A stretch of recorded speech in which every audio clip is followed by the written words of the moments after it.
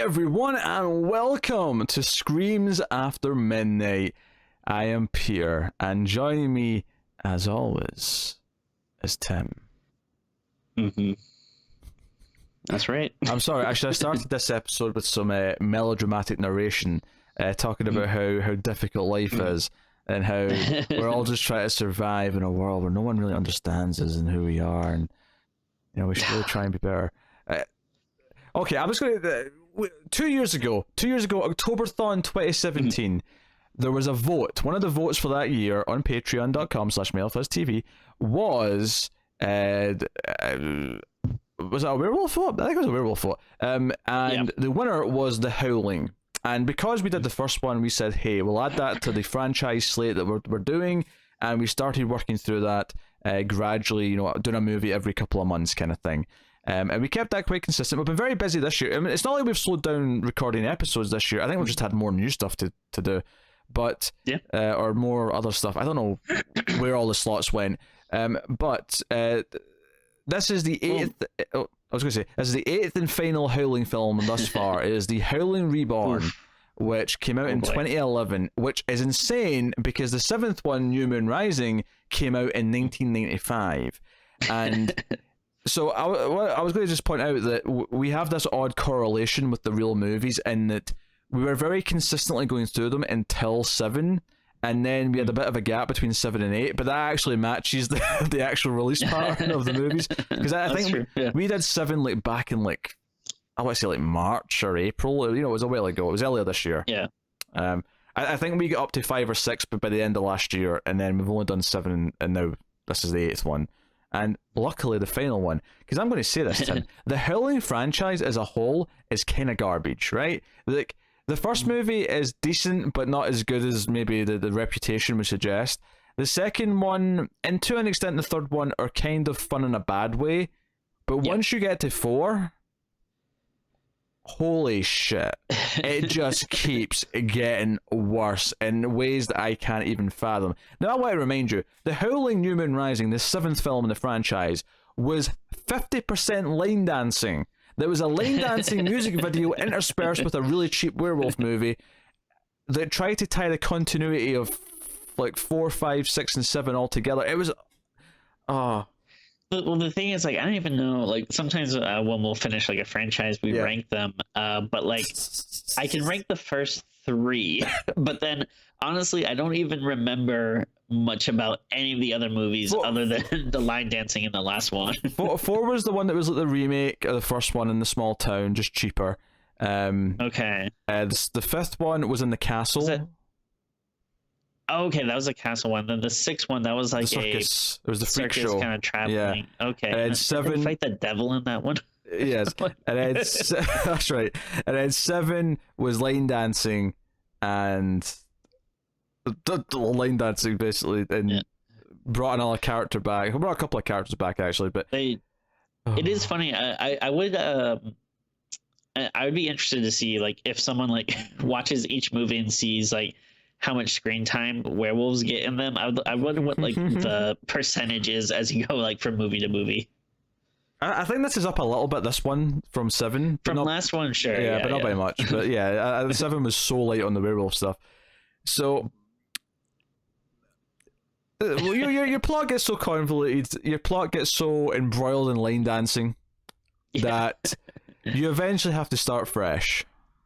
And in 2011, at the height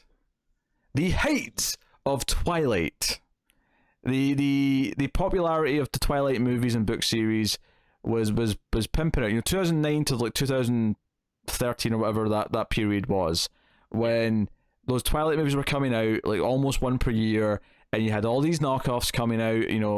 I'm sure I saw someone review something called the Last Vampire or My Last Vampire, something like that. It was this Howling reboot, if you would like to call it that, the Howling Reborn, Howling Part 8, is a movie made to capitalize on the success of Twilight. That is what this film is.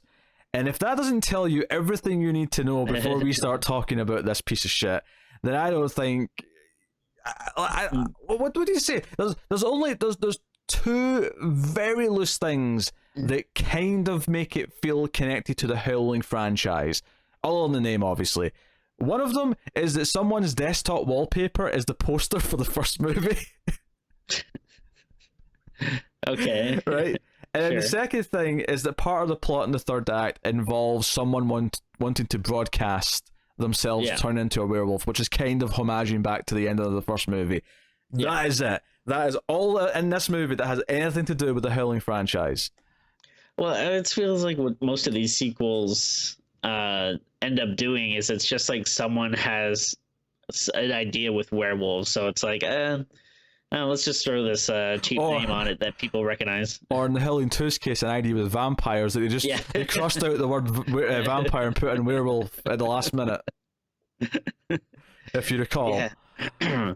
And like so part of me was going into this, you had mentioned that it's going to be Twilight-esque, and I don't want to rag on Twilight because I don't like it, but it's also like it's obviously not for me. So if people like it, that's fine, whatever. That's incorrect. I have on good authority that Stephanie Meyer is quoted as saying, "I made this so that the long lost love of my life, Tim, well, can see it and know how I feel.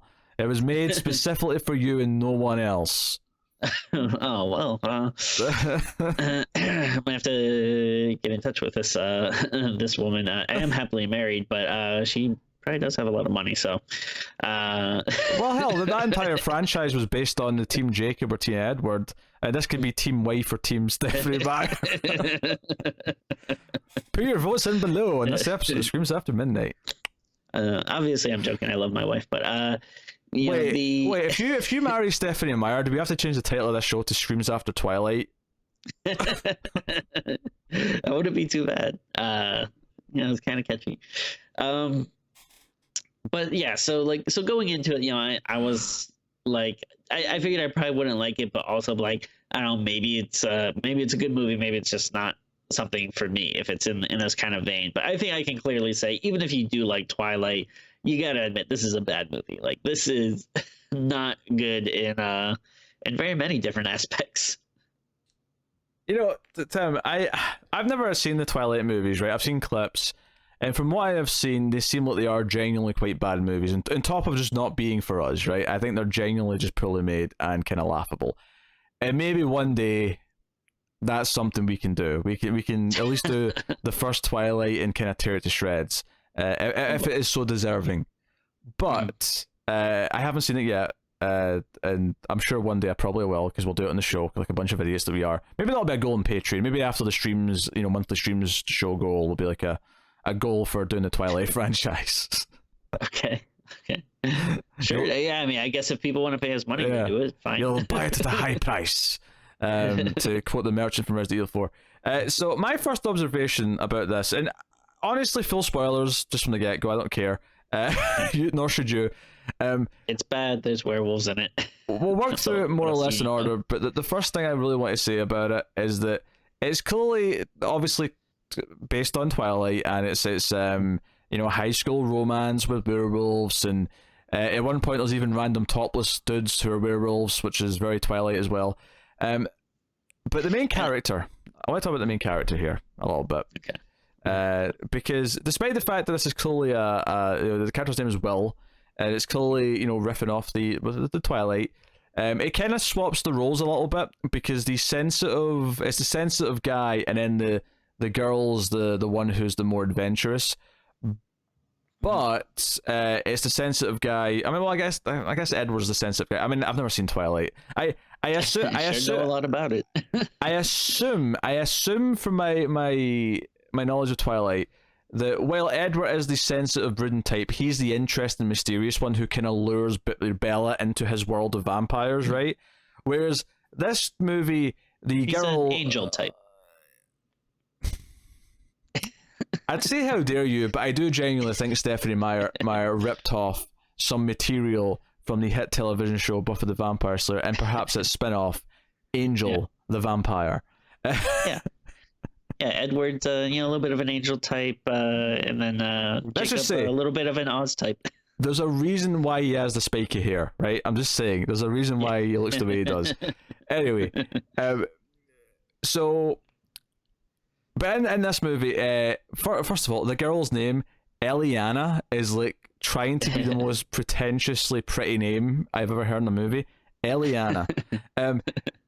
But she's the one who kind of like draws him out of his shell and like invites her to the party world. So she's kind of pulling him into her world, but he's the one who's still the werewolf or becoming a werewolf or whatever. So it kind of flips the roles a little bit. But anyway, the thing I wanted to say about Will Kidman is his name,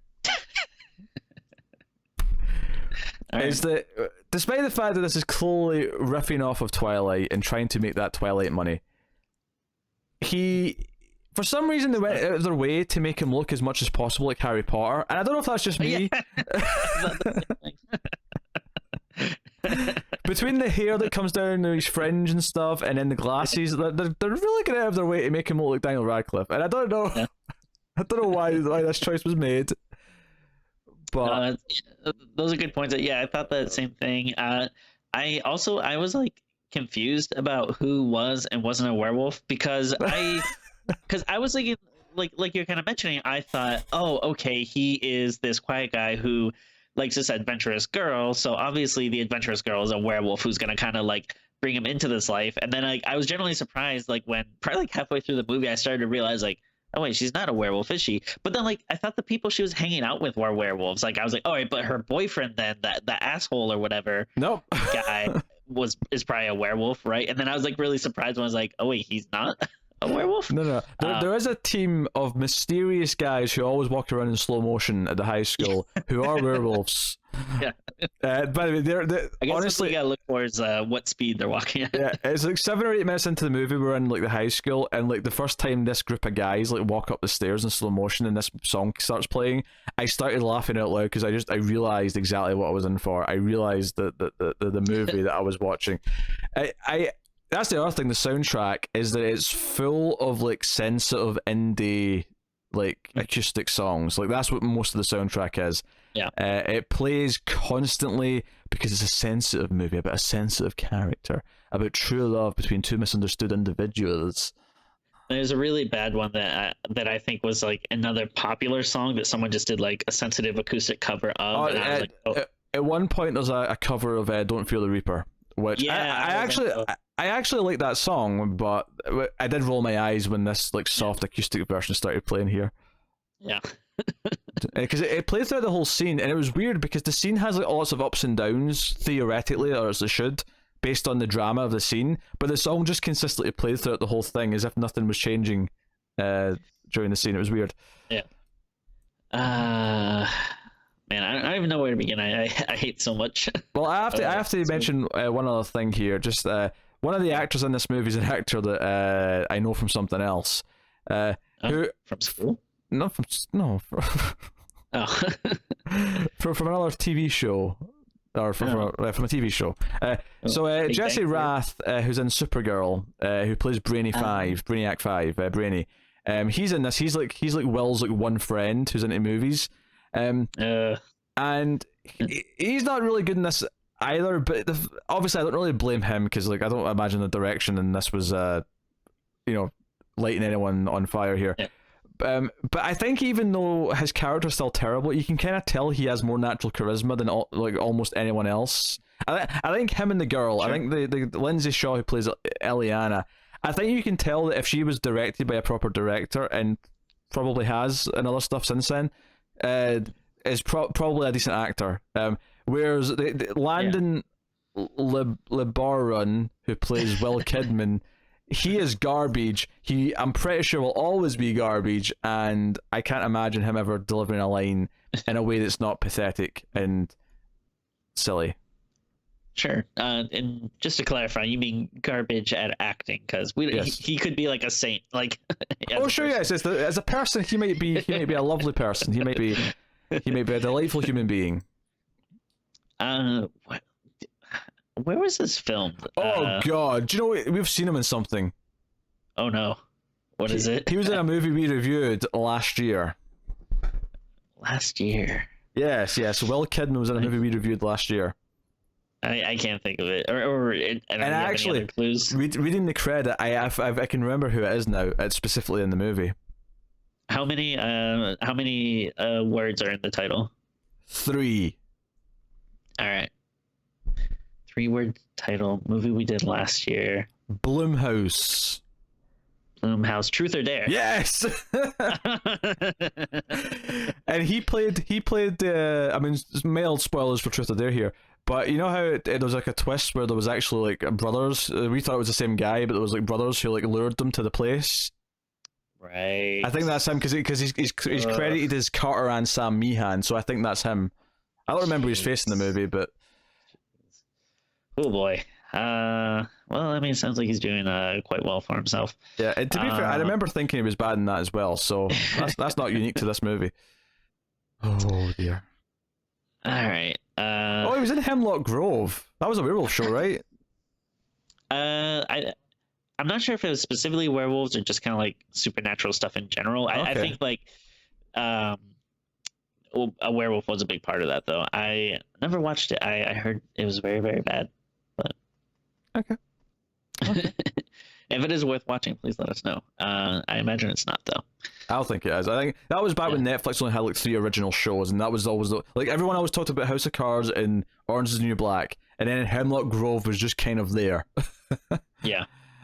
So you know, I've been hearing that I guess it'll be a little bit older by the time this episode comes out, but there's a new show on Netflix I've been hearing people saying good things about.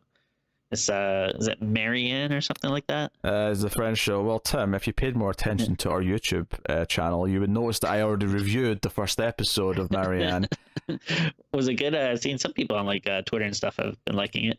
I didn't like it. There's a couple of neat moments, but I think the tone shifts are all over the place, and I think you would probably agree with me. I think. Okay.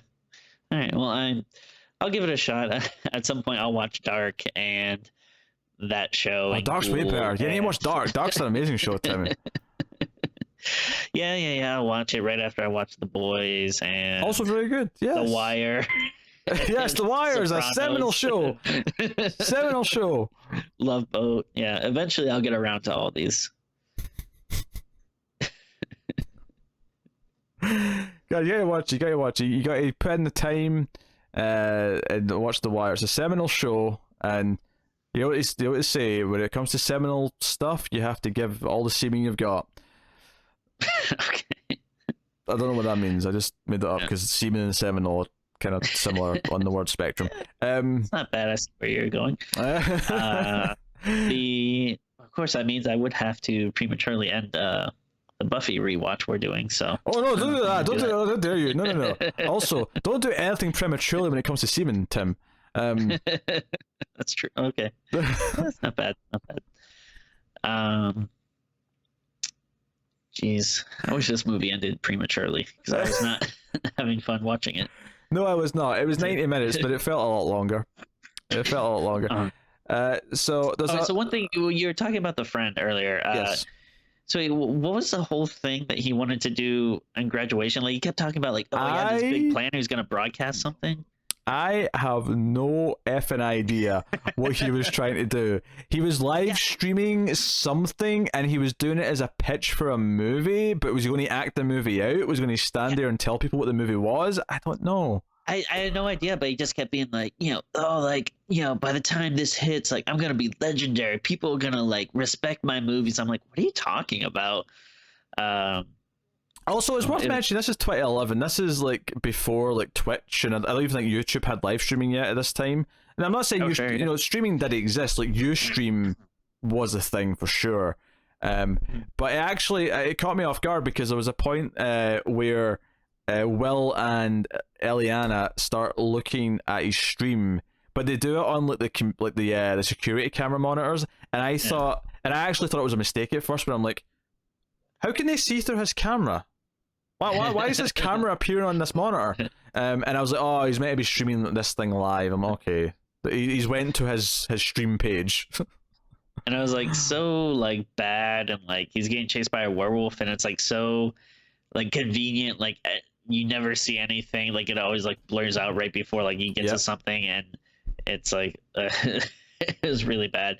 And yeah, that's another thing. Like, you really don't see a ton of werewolf stuff in it. You do see a little bit more than I was thinking of, because like I think, I don't know, like around halfway through or something, I started getting the feeling of like, oh, we're not going to see like any werewolves in the movie. And then by the end, you do see a decent amount, I guess, but there's a couple still of not that much. full body CGI werewolf shots, and then there's like some bad costumes of people in werewolf really suits.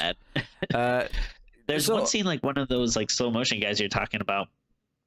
I think he just like kind of like licks his lips or something, but he has like a really big long CGI tongue. Yeah. Which I was just like, wait, can like, if you're a werewolf, can you just kind of like change your body, like just like one specific body shape, like at certain times or something? Like, I don't know, I thought that was weird. Yeah. So before I talk about general things in the movie, I would just need to mention the prologue scene at the start where like it's going through the credits and it cuts to this woman who's being watched, presumably by a werewolf, who then gets attacked by a werewolf.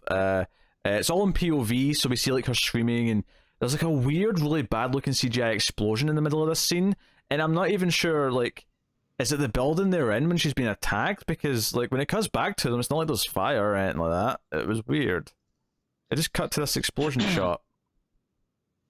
Yeah, I have no idea. Damn it, Tim, what did I keep you around for? So it cuts to present day, and this was apparently our main character's mother who was attacked. We'd find out that she's been gone and died at birth, or was dead during birth and whatever. Well, I don't know. Or so we're led to believe. Yeah, so we're led to believe. Yeah. So a couple of things I want to point out right away. First of all, this movie looks like garbage. It is this sterile, bright, high contrast crap that was really popular around this time for direct-to-video stuff, and it looks just so cheap and tacky. I hate it. I hate it so much.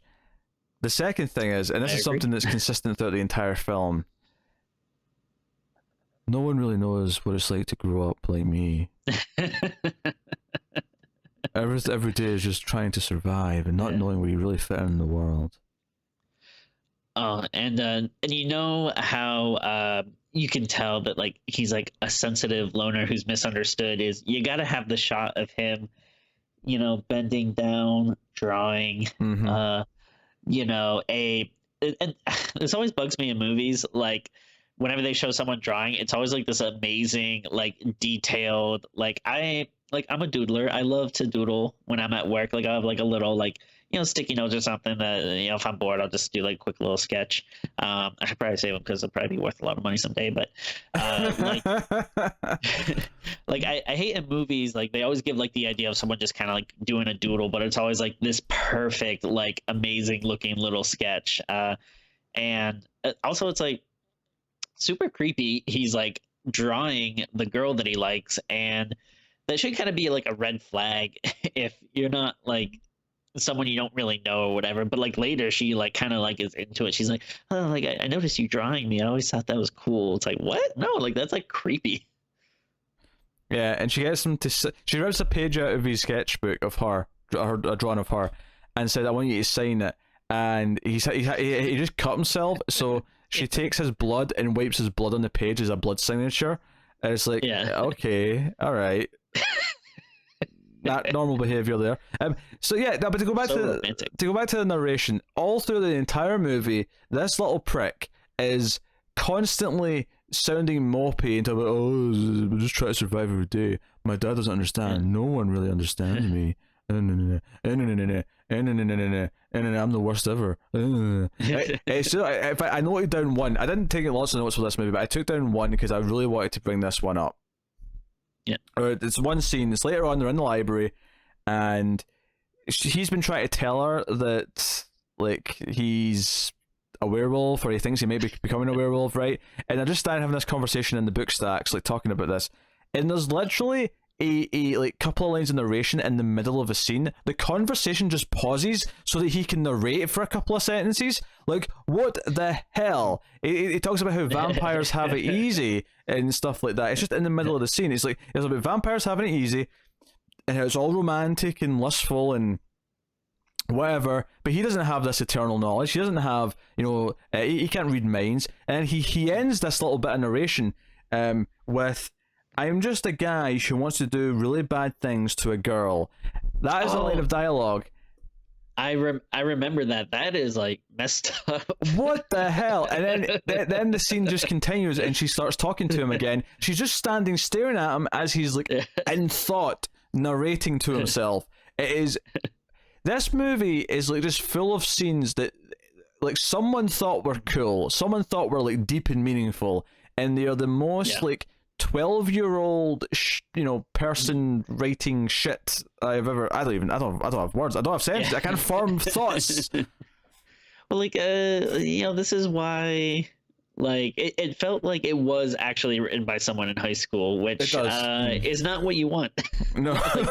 like that's why like you want like when you it's okay to have something set in high school, but you got to make sure it's written by like a 35-year-old because it's otherwise it's just not clever or sounding good. That was real bad. And you know what I just kind of realized too, I didn't think about it by watching the movie, but how long is this like movie supposed to take place in? Because it feels like it's like maybe 1.5, 2 days. Yeah, it's 2 days. Everything happens. It's 2 days. Everything happens in 2 days, and by the end of the second day, the two of them are like, "Oh, I love you. I can never live without you."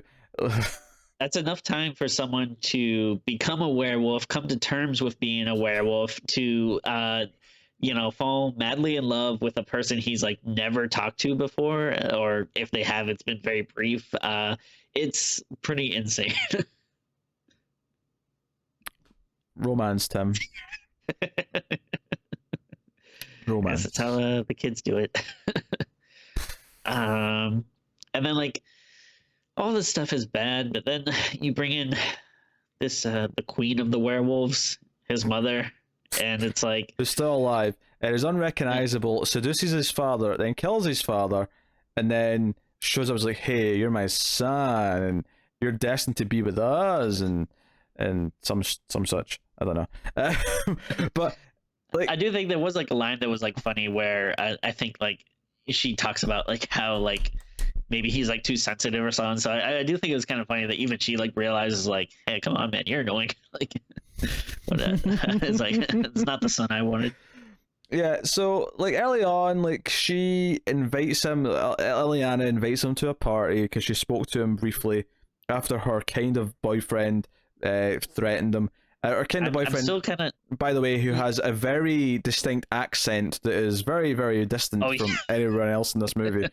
Is later on when he's been chased by the werewolf and it's like the werewolf's POV shot. He's like, "I'm sorry, I'm an asshole. Please do not kill me, please. I am an asshole. Do not kill me, werewolf." Yeah, that's why like I was kind of wondering like where they shot this, because his accent is like so thick.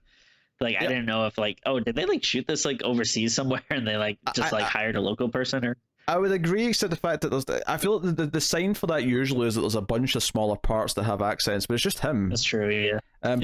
But on that point though, the school that they go to, which is a high school, it's not like a college or anything like that, looks like a big church. It's kind of weird. Like, it doesn't look like an actual school. Also, they're having graduation, their senior year, right? And it's the end of the school year. They're having graduation a few hours after the final day of school, like at night. Like, I mean, maybe some schools do this, but that is weird. Like, graduation's a thing that happens a little bit later. Is that happens during the day, for example. Like it's a big thing. It's not just like a couple of hours after the last day, everyone like is getting ready. No, admittedly, graduation wasn't a thing for me in high school. That was only a thing we did for university. Well, that's because you didn't graduate. No, I graduated. Thank you very much. There's just no phrase that we use for it. It's just you finished high school. If anyone's good with technology, they should just clip you saying graduation wasn't a thing for me in high school. Oh, you're such a prick. Actually, that was something else that was occurring to me. This is just completely a standalone thought, but it occurred to me that in the UK, the word student is only used to refer to college and university students. It's not used to refer to really? School kids, really. The word we use for school kids is pupils. You're a school pupil. not a student. Oh, interesting. Typically. Okay. No, I don't think anyone would think it would be weird if you did use the word student, but I was thinking about it. I was like, oh, yeah, I don't think we used that in school. I think it was always pupil, and then student was a later thing, but that doesn't really matter. So I was thinking about it. All right. So and I think the reason why I was thinking about it is because at one point for the second half of the movie, for the entire second half of the movie, Eliana's wearing a school uniform. Like, the only person who's doing it, she's wearing a tie and a shirt and a skirt, and I'm like, what the hell? Why is she wearing a uniform? Anyway, what's your point?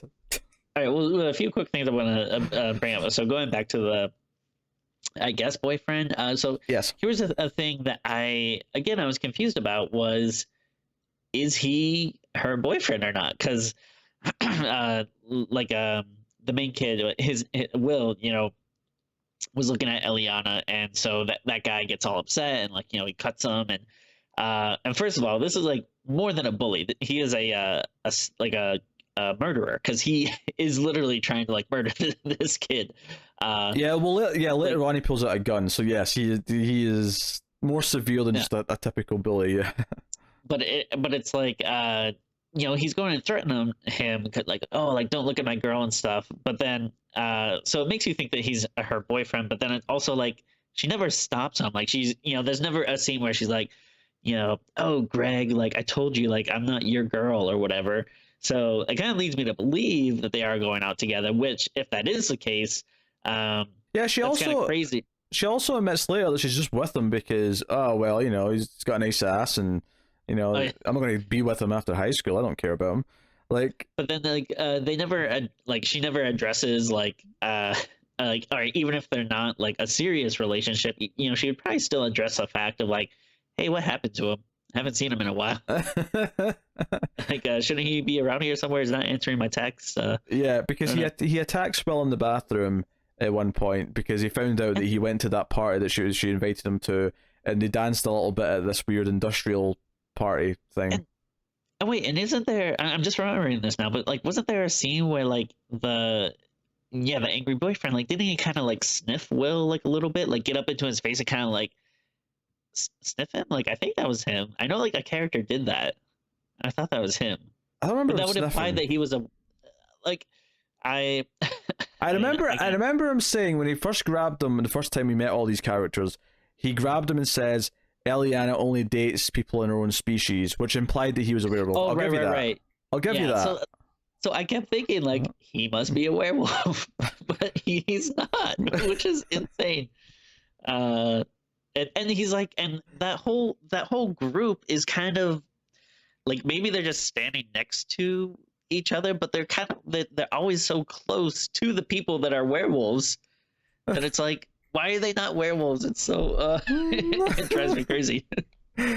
So he goes to this party, she kind of flirts with them and says, why have you never talked to me before? And they kind of get close.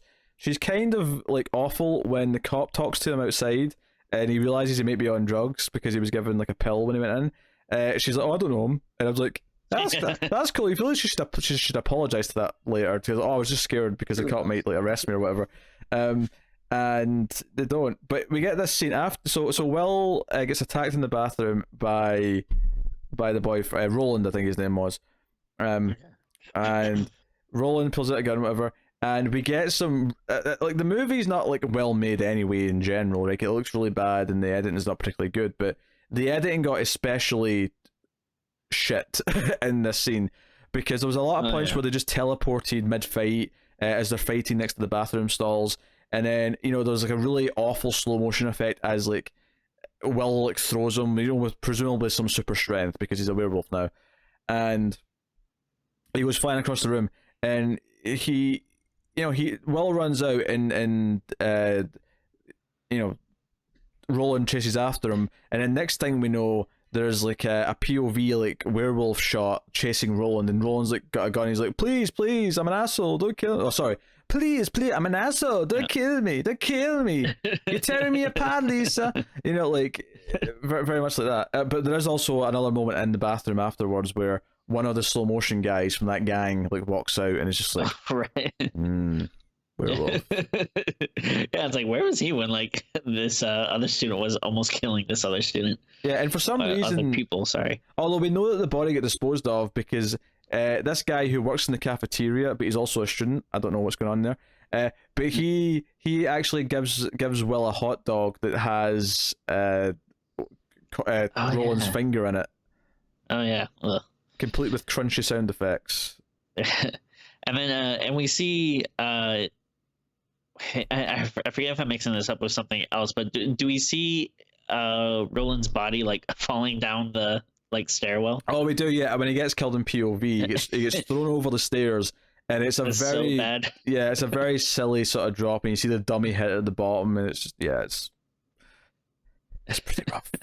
Yeah, also, this school has a state-of-the-art like security system where after a certain time, metal shutters like cover every single window like automatically. All right, so yeah, this is the other thing. Is this real? The schools actually have this? Like, I get metal detectors and all that now, but why is it locked down like a fortress at night? I mean, normally I would say no. I mean, nowadays, I honestly I don't know. I mean, I wouldn't be surprised. The kind of the stuff they have. Also, bad CG, by the way. You could see that the shutters that were coming down weren't actually real; they were just CG. You want to know? I think probably like the worst CGI in the movie that really made me laugh. Oh yeah. Is the scene where they jump out the window? Like it looked so bad. Like it looked like they jumped through the window and then like whoever did the special effects like forgot to break it like a little bit before they jumped or something, because it looks like the window was like still there or like halfway through them or something. And it is really horrible. Yeah, it's really bad. That's really bad. So a big thing I kind of want to bring up though while you're talking about the school is so this werewolf queen or whatever, I guess her ultimate plan is to kind of show the world that werewolves exist. That's what she's trying to do, basically. With an army, though, she wants to make an army of werewolves so that they can take over and be the top of the food chain. Okay, so stupid, but fine, whatever. But why is everything centered around this school? Like what? Like what is so important about this school, this graduation day? Like if you do have like these big like world domination kind of plans, wouldn't you start somewhere a little more notable, like a little more like a thing that's going to maybe be more advantageous or have like better like abled bodies that you're gonna want to turn or something like. The ending implied to me that it was like different pockets all over the planet of werewolves doing this. And that's why and that's why Will has to go on like the Times Square Titantron and like tell everyone how to fight werewolves at the end. Yes, this movie has like 7 mid-credit scenes, by the way, guys, and just in case you weren't excited enough. Yeah, I honestly I don't think I watched those. I think like once the credits were up, there was like 1 or 2 things like during the credits I saw, but I think eventually I was like, I gotta get out of this. Do you know what the worst part is, Tim? Is that it's basically just one long scene that's been cut up into 7 chunks, and it keeps keeps fading away, and the credits switch side, and it comes up on the other side, and like plays another like 10 seconds, and it's another 10 seconds. Yeah, I think maybe like once like the first 1 or 2, like when it started to fade or something, I was probably just like, all right, I'm done. This movie is over by my account. Oh yeah, and then I forgot too that there's like a bunch of silver stuff in this. That's dumb. Silver stuff, yes. Chekhov's second place trophy in the debate club because it's made of silver, so it's used to kill a werewolf later on. Also, some random bit of mythology to throw in there is that the alpha can only be killed by another werewolf. Like regular methods won't work. Which whatever, sure. out of nowhere. Yeah, and I guess to become a werewolf, they have to like give you their blood, which is a vampire thing. But yeah. Whatever. So that tracks with the series. Then that tracks with the series, yes. Yeah. So there's a lot of stuff with Will and Eliana where he thinks he's becoming a werewolf. They have that talk in the library. What I thought was really weird is that she leaves that library scene, is like, oh, I'm going to go hang out with my mother. We're going on a trip in Europe through the summer. And then she phones her mother in the locker room and says, hey, I want to hang out with the boys, so come and get me after graduation instead. And she comes back. So Will's not left the library. He's still there from the same scene from before where he was talking to her, looking for like werewolf books. Because, of course, he exhausts all the information from his friend, Sachin, who has seen a lot of werewolf movies. And so he's gotten all the advice he can from him. So now he's looking for lycanthrope books. And this is when his mom shows up and reveals who she is. and the slow motion like posse are like with her, and like we so literally for Will, he's in the library, he talks to Eliana about all this stuff, and they literally say to each other something like, she says like, well, one, she ties him up. When he says he may be a werewolf, she ties him up and gets on top of him and says, well, what if I'm the beast? What if he's made a mistake? And this intercuts with his dad being seduced by his mum and then killed. But she does that, and then she like unties, she cracks like one joke. She looks down at his crotch and goes, well, I'm causing at least one type of transformation. But then she gets up and it's like, okay, so they've had this moment, and then she's like, hey, you're going to be okay without me for 3 months, implying that they're going to have a relationship beyond school, right? The idea that they'll see each other after that, that trip, and it'll be a thing. So they've bonded, they're going to be a thing, whatever.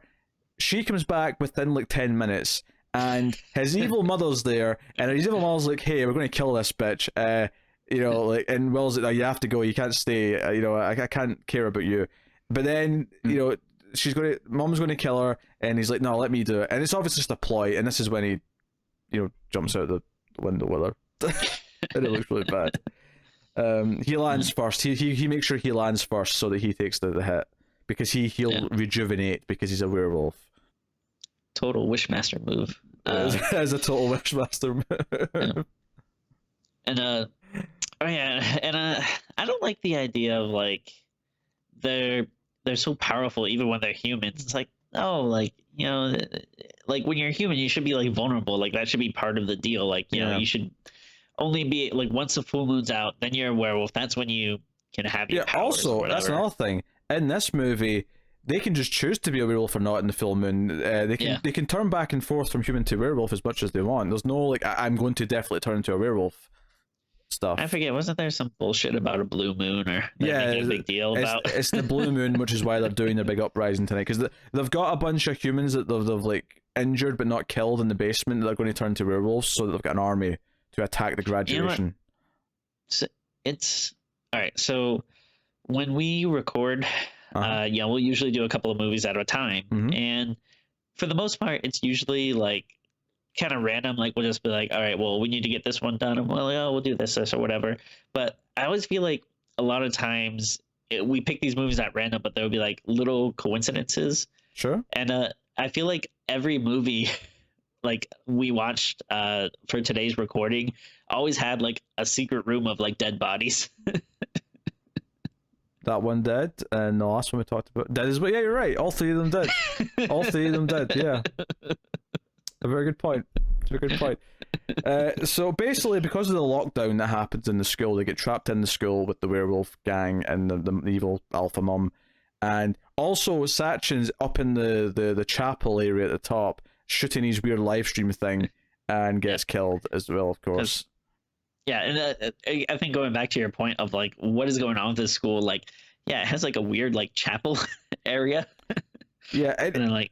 Yeah, the whole thing. I need to emphasize again at this point just how every single word that comes out of Will's mouth is this like trying to be sensitive, mopey, like deep character, and he comes off as like a silly little boy pretending to be like, Yeah, I think he wants to be like deeper than he really is. Like he seems like the kind of dude that would make you like listen to his poetry, and then you kind of just have to smile and be like, oh, it's good. Good job, Will. Yeah. Oh, it's like this is what you do with this character in a parody of Twilight. But this is not meant to be a parody. It's meant to be, taken seriously. It's meant to be played straight. There's a whole scene where, like, once they're running around inside the school, where he keeps getting upset because he might like, oh, you have to get away from me, Eliana. Like I have urges. Like I'm worried I won't be able to control myself, and there's so many things I want to do to you. And she grabs him, takes him into a classroom. She sits in the desk, like opens her legs up, like doesn't like take her clothes off, but just opens her legs a bit and says, "Do it. Whatever you've got the urge to do it. Get it over with, and we can get on with this." She's willing to take the hit. Is basically what she's saying. Yeah, I feel like a lot of bad messages here for like, like this kind of guy that I feel like it's like that shitty like male fantasy of where it's just like, oh, I'm like a sensitive guy. Maybe if I just stare at this girl and draw her enough, she'll just randomly come up to me and decide that she likes me and like let me do whatever I want to her. Like it's kind of a gross message. Yeah, when you that look was at it. that was one of the problems I had with like just, or I think what people had with Twilight is, I mean, again, I've not seen the movie yet, but the impression I got was that's what the character was. It was this kind of mopey and like the messaging was all kind of wrong. And it was like, because I think obviously the target audience was mainly teen girls, and it was like maybe teen girls should be told they can get better than this. They deserve better than this, perhaps. Is a possibility, but so they never actually have sex. They kind of roll about a bit, and they keep having. And when I say they're rolling about, they're not making out. Like there is maybe a kiss at one point. The first kiss is when he grabs her like intensely in the hallway, because they walk past each other and she kind of smiles at him when they're still kind of courting, and he just kind of like he's narrating to himself like, you know, you only get things if you take a chance. And then he turns around, he spins her around, grabs her arms kind of tight, and kisses her. And it's maybe this dramatic, romantic moment. But I say when they're rolling out, You know, like how much I hate this dialogue. It is like it makes me mad just hearing you say it. Like and I'm not even. like, just I hearing can't you even repeat it. I can't even remember most of it because it was all just. It's like there's like 500 lines in this movie that say nothing. It's just generic. I am sensitive and serious talk. That's what it is. But so that scene though, when they're rolling around, they're not making out or anything like that. They're debating whether or not they should do this, because she's basically saying, "Make me a werewolf as well, so that I can fight by your side and we can be together in this." And you know she's not going to win because we've already seen that he's a great debater. He got second place. Second place, yes. The team. and I love that, like, you know, she's like, "Hey, I'm willing. I want you to convert me to what you are. Isn't that enough of a commitment for you?" But basically, what the point I'm getting is that they keep rolling around and sort of having this kind of struggle, but all they're having while they're being like face to face is this same intense conversation, and it goes from like her trying to convince him that she's really like in love with him, to him saying no, it's dangerous, and the entire time this soft cover of "Don't Fear the Reaper's" playing throughout this entire that's scene, where it is, and it's not even like, but the scene's going up and down in terms of this. You know, this scene's supposed to be. Or this part of the conversation is supposed to be more dramatic, or this part's supposed to be more romantic, and the entire time, la la la la la, don't fear the Reaper, na na na na na na, don't fear the Reaper. Anyway, so then, to be fair, I do like that song, but I do not like this cover. Oh sure, yeah, and I like it. I like a few versions of it as well. There's a few versions of that song that are quite good. And I guess like the person that's playing it, I guess they're doing like an okay job if you like that style. But like it's like when you combine it in this movie, it's just it's very bad. But of course, as we all know, though, the best use of the song would be in the Stand miniseries. It's that plays at the beginning of that. I haven't seen it. I'll see the new miniseries that's coming out. Well, how about you watch the first one first, and then you watch the new one? Because it looks cheap as shit, and I probably won't like it. It's very good, and you will like it. There's a new 10-episode limited series coming from CBS All Access that might be good. Joshua Boone, I believe. Ooh, look at you knowing names. Look at me, director of one of my favorite X-Men movies, New Mutants. Well, will be when I see it. Will be, yes, yeah, sure. When Disney finally let that out the cage. Oh, that's a horror movie. Do we have to do that on this show? I think we have to. Yes, yes, we do. And I really hope it does get released, because I don't want to have to turn into like a Snyder Cut person. Like I don't want to be like a release the New Mutants. Release the New Mutants cut. The funny thing is, though, is that apparently it's going to have a very different cut from the original cut, so there will potentially be people who are like, no, release the original cut. Oh, geez. Oh, dear. Anyway, so they have this plan to broadcast him turning into a werewolf to prove to everyone that they're real and that they should be taking this seriously, and there's a problem. There's also a moment, I don't know if this is before or after the scene in the basement, where she finds out that he did kind of accidentally kill Roland while he's a werewolf. Because they're trying to convince him, of course, they still turn to the dark side. And this is the point in the movie where all the slow motion dudes all have their tops off. They're all topless now. But they try to make this video, but of course the bad guys show up and like monologue them a little bit, and like she like Eliana like holds one off with like a silver bullet, because that's the thing, he makes silver, he gets the gun, he takes out the bullets, which are luckily hollow points, and he pours some of his pills that happen to have silver nitrate in them. Yeah, there's like the whole like chemistry scene, and it's just like I could not have cared less. This is the most pathetic, this is how we'll make silver like bullet scene I've ever seen in my life. Not that I've seen tons of them, but it stuck out as being really bad. Because there's also a scene where he's been attacked by one of the werewolves. They kill one with the second place statue. But they fight. There's some really bad, and it's after this when they're running around where you see some CGI werewolves, and then eventually like Eliana gets injured. There's some more fighting going on, and then Eliana actually saves Will, because she's become a werewolf. We get a really awkward flashback that shows that when they were in the classroom like on top of each other, that he scratched her back. Oh yeah. Which was like, what? There was no moment where that could have fit. That was like just complete retcon bullshit. What are you talking about? So they kill his mother, and then like he's human form right now, right? And she's still a werewolf, and he realizes that it's her. So, oh, you're Eliana. Like, remember me? I love you, Eliana. Remember, fight this, and come back to being human. She does. They put on some robes because they're both naked from being werewolves.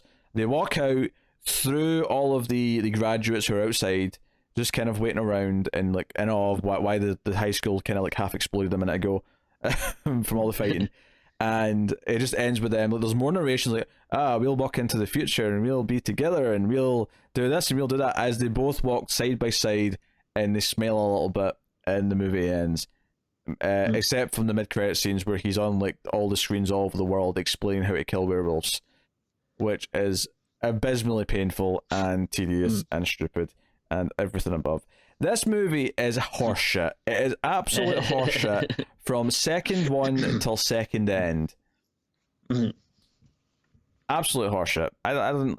The acting is terrible. The direction is awful. The editing is erratic, especially in the action scenes where there's just teleporting happening. The dialogue is insufferable. As bad as everything else is, the writing may be the worst part. Either that or the lead guy's performance. One of those two, like, are the worst things about it. I hate what Twilight did to vampires, and it basically ruined vampire movies from the US, and arguably still has. Like, has there been a good vampire movie from the US since Twilight? I don't know. I'd have to think about it, possibly, but I mean, definitely not that many. If there is any. the good ones from the last decade are all foreign. They're all, Girl Walks Home Alone at Night. I think Let the Right One was actually right before Twilight, but same difference. Like, I don't know. It hurts me.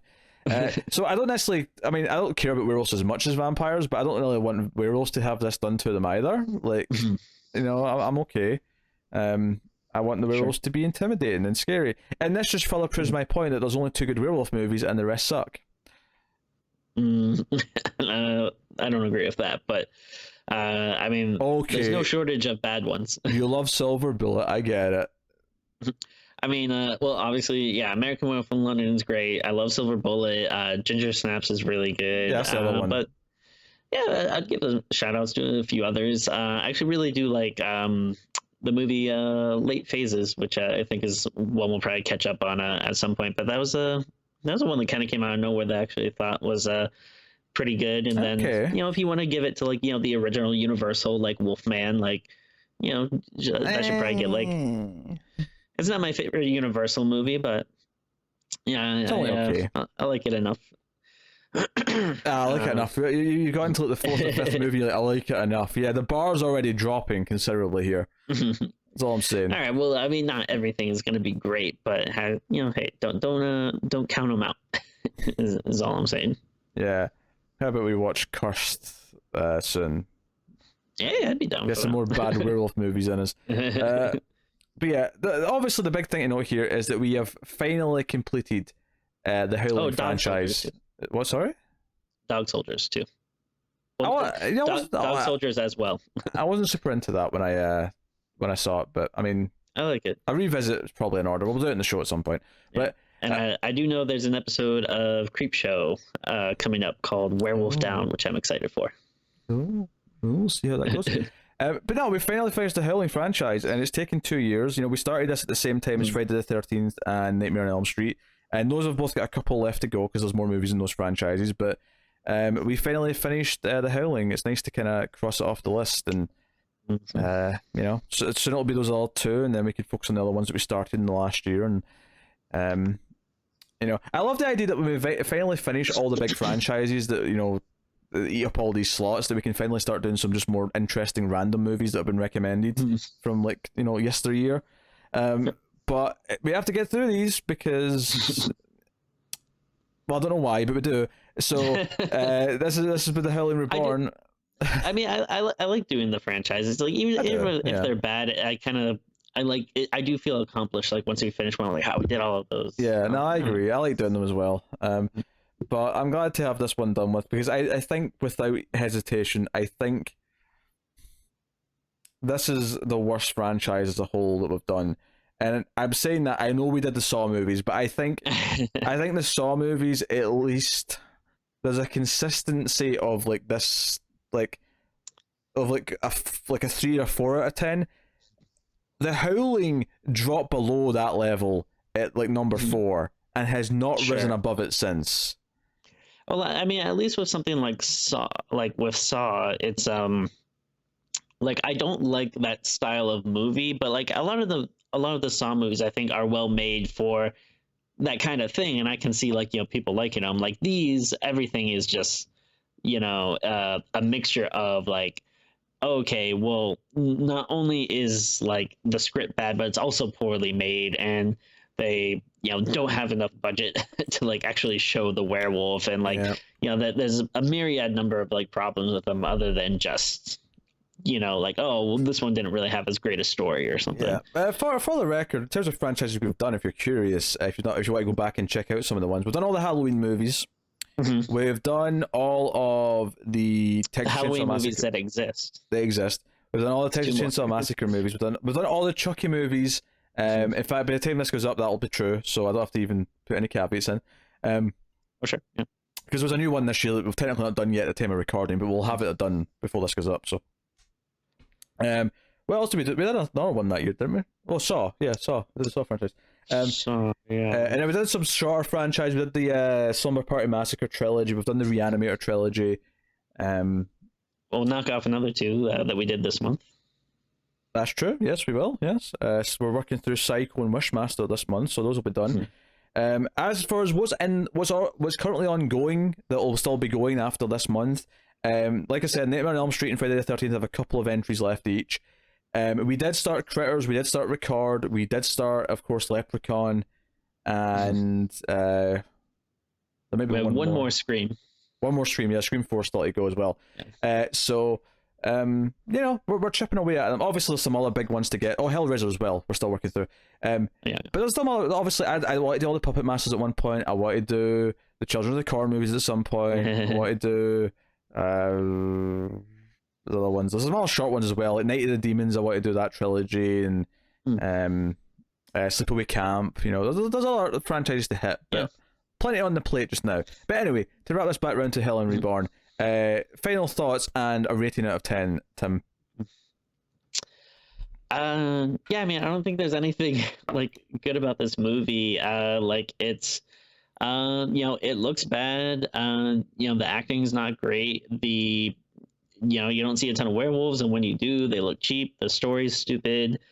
You know, if you look at it on a deeper level, there's like some questionable things it's saying about, you know, how this, like, you know, man acts in like regards towards women, and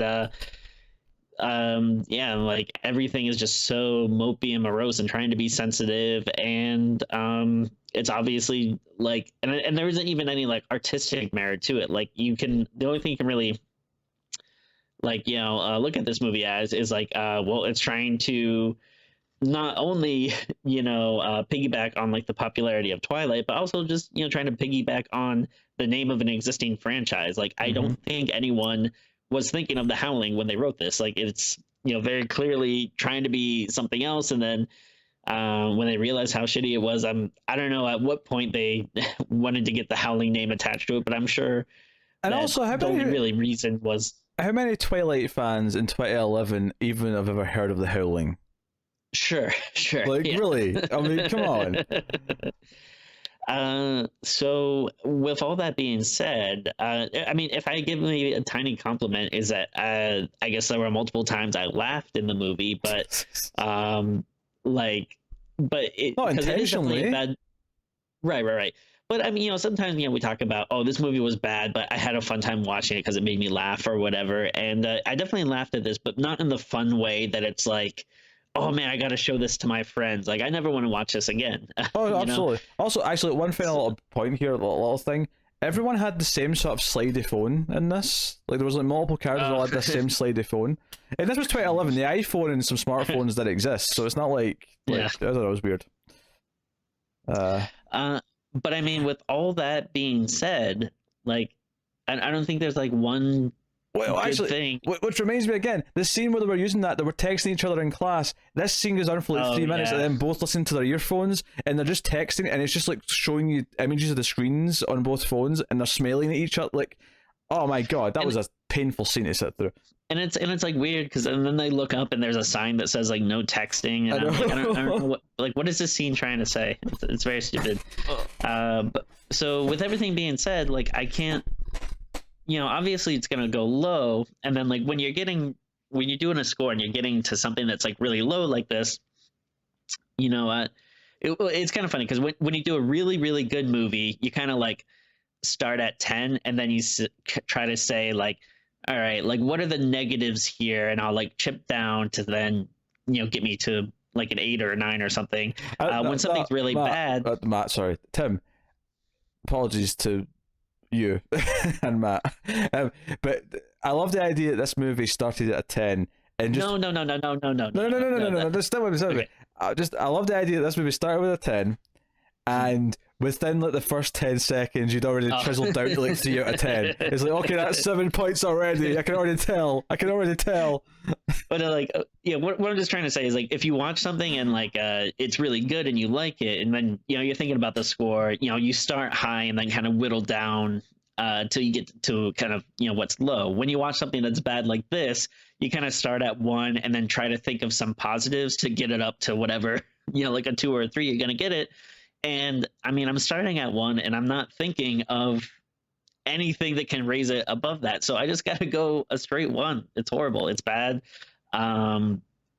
It's at the very least, like the last Howling movie, again, also very bad, but at least that one, it was kind of funny when we're talking about it, like, geez, what the hell was going on in this movie? Why was there so much line dancing? Like blah blah blah. Like this, it's just actively like, this is stupid and I hate it and I hate everything it stands for. It's cheap, it's bad.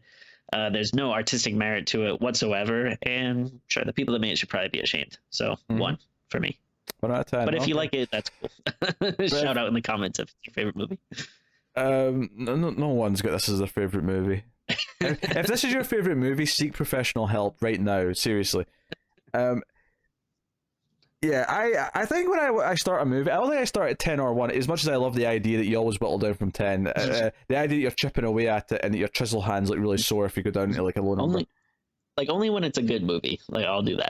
I feel like unless I have expectations, I go in at a straight 5 and it goes either up or down from there, depending on if it's good or bad. Like that's kind of my thought process. No, the movie is horrendous. The movie is like this cheap Twilight knockoff that's pretending to be a Howling movie. Probably, like you say, not intended as such when it was written. Probably just like oh, they've got the rights to the Howling name. Oh, let's slap it on there. I'm fairly certain that was the case, and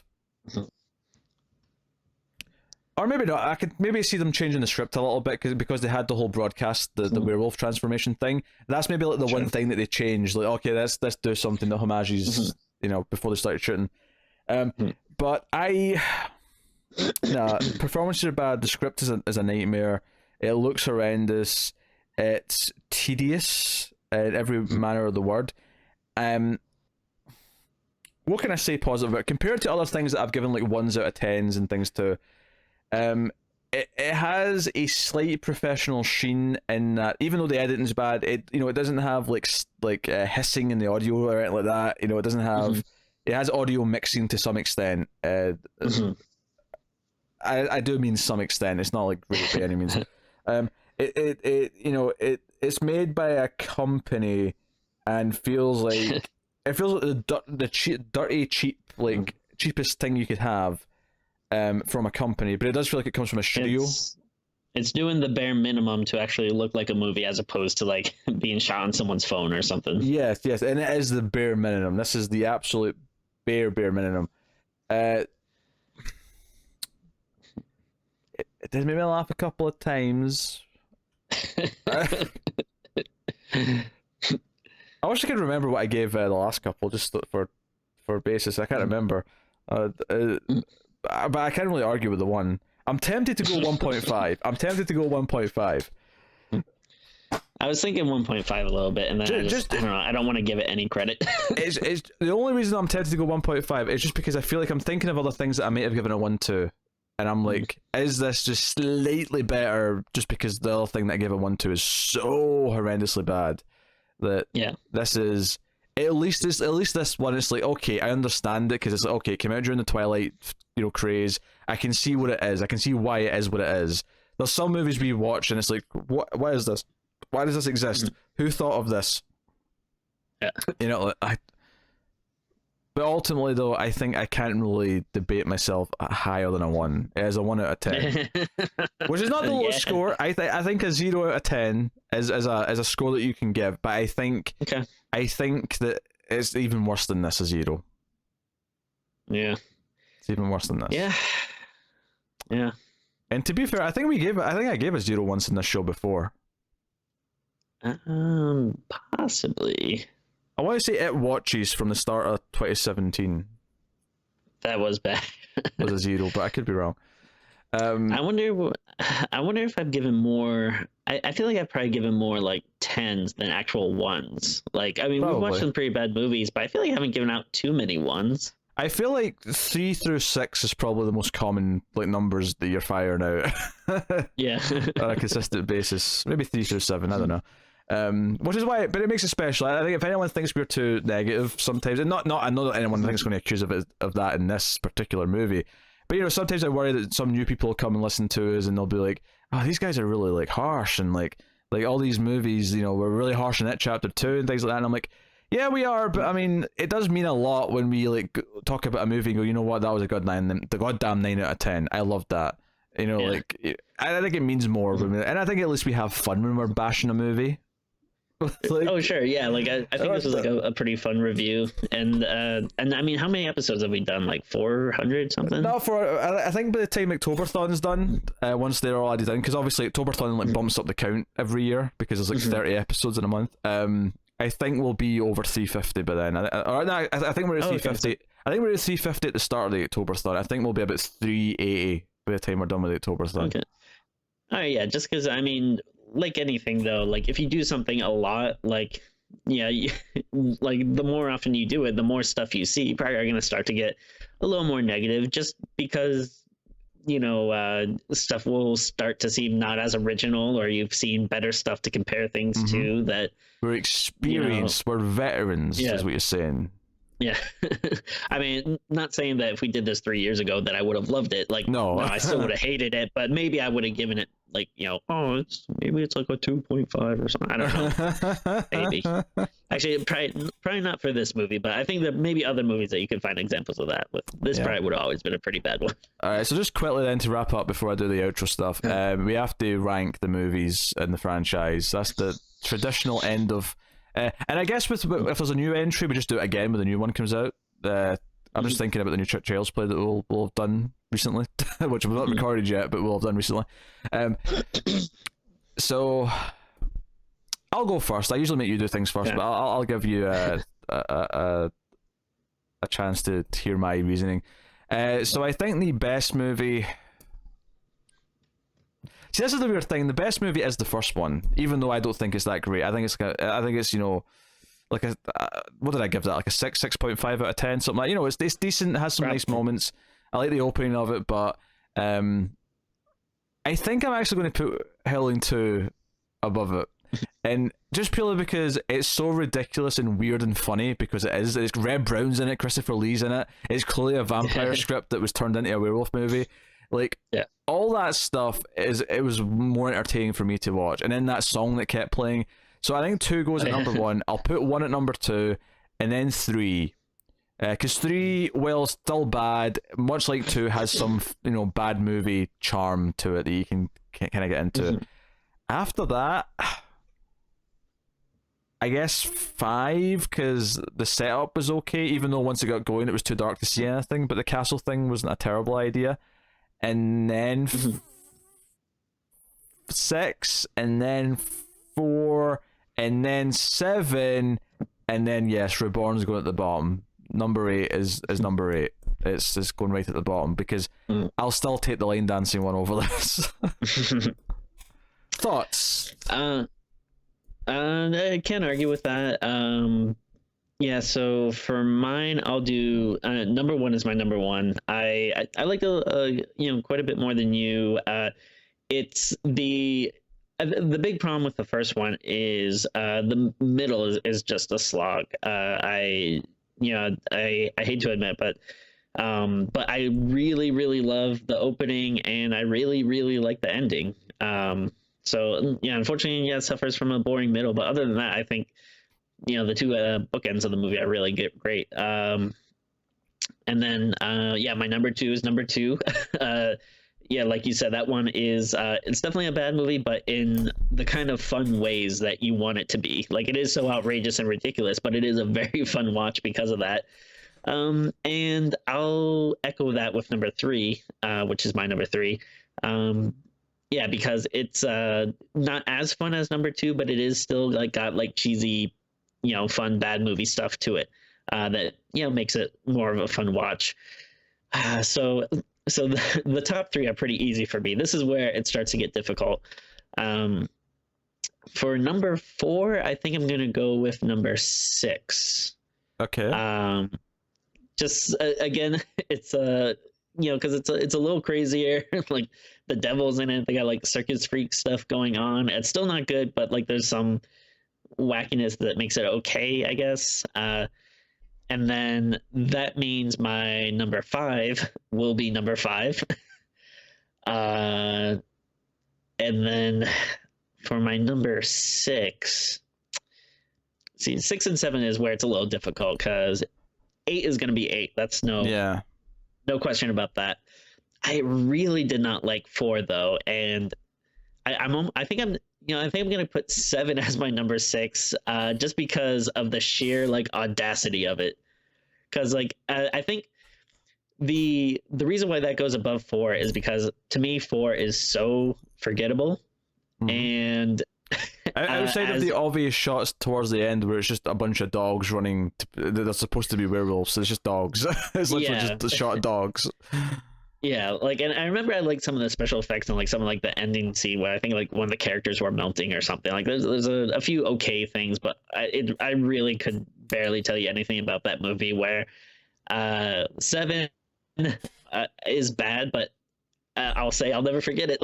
I'll never forget about that line dancing. So for me it's 1, 2, 3, 6, 5, 7, 4, 8. Well, there it is. There's our rankings of the Howling franchise. You can let us know what your favourite movie in the Howling franchise is, and what you think of the Howling Reborn, if you're unfortunate enough to see it. But can we just point out as well that we've had both the Howling Rebirth and the Howling Reborn. Just putting that out there. So you can let us know what you think in the comments.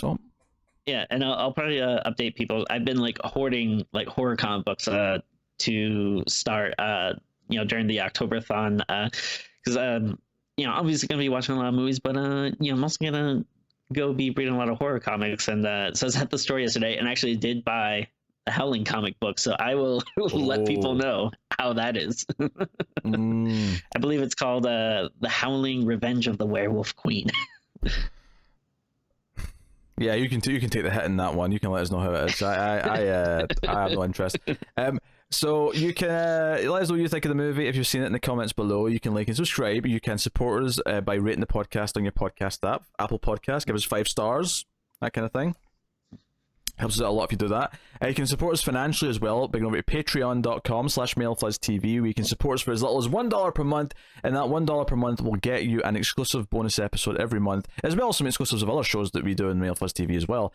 But you get one Screams After Midnight bonus per month. For this month, actually. This month, because it's the Octoberthon, there's 4. The entire franchise is going to be a bonus. So you can check out that. Higher tiers, of course, have voting and other things. So go and have a look and see if you like the idea of any of it. But you can, of course, also follow us on Twitter at Screams Midnight, and you can do that over there.